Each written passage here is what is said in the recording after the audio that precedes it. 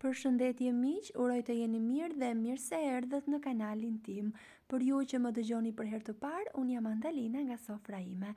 Sot dua të ndaj me ju një nga ëmbëlsirat më të thjeshta, me pak përbërës dhe nuk do ju marr as pak kohë për ta përgatitur. Dhe në fund janë shumë të buta, me një shije dhe me një aromë fantastike. Janë një ide shumë e mirë si për familjen tuaj edhe nëse keni të ftuar. Fillojmë pa humbur kohë nga përgatitja. Në një endë shtojmë 2 vezë, 2 lugë sheqer, 100 ml vaj dhe 50 gram gjalpë të tretur. Masën do ta përziejmë shumë mirë. Dua t'ju kujtoj se nëse jeni ri në kanalin tim, ju ftoj të hidhni një sy recetave të mia. Nëse ato ju pëlqejnë, mos harroni të bëni subscribe. Do shtojmë 10 lugë gjelle miell gruri, 4 lugë gjelle miell misri, 1 pluhur fryrës, 1 vanilje dhe masën do ta punojmë me duar derisa ta bëhet një masë e butë dhe jo e ngjitur, si kjo që po shihni në video.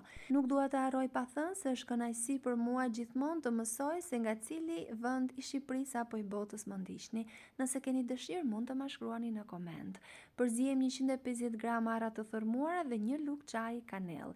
Do t'i hapim kështu, një nga një, do të vendosim nga 1 lugë çaji nga mbushja që përgatitëm, do t'i mbledhim me kujdes me duar derisa të bëhen në formën e topthave të vegjël. Dhe ashtu siç janë, do t'i vendosim në tavë. Nëse keni dëshirë në vend të arrave, nëse nuk i preferoni, mund t'i zëvendësoni me çfarëdo lloj fruti të thatë tjetër që ju gjendet në shtëpi.